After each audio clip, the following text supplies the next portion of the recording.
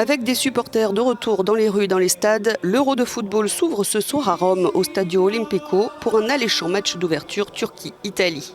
Le coup d'envoi d'un tournoi qui promet d'être festif, même s'il reste menacé par la pandémie de Covid-19. Là, je suis content. Vous savez, ces grands événements reviennent enfin. Et les gens commencent à sortir, à vivre. Et on peut respirer un air de renouveau et même de révolution.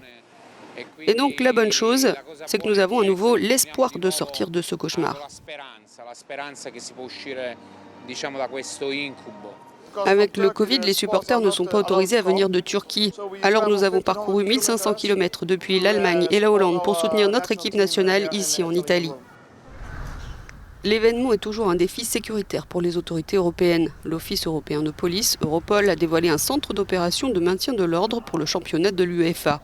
Avec la pandémie et les restrictions, à La Haye, on table sur moins de supporters et potentiellement moins de hooligans. Le défi le plus grand de ce tournoi cette année, c'est l'ampleur des déplacements des supporters.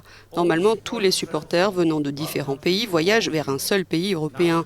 Mais cette année, ils vont partir de différents pays pour se rendre dans différentes villes d'Europe. Des agents de police de chacune des 24 nations participant au tournoi, qui se déroule dans 11 villes européennes, passeront le mois prochain à surveiller les menaces potentielles depuis cette salle de contrôle d'Europol à La Haye.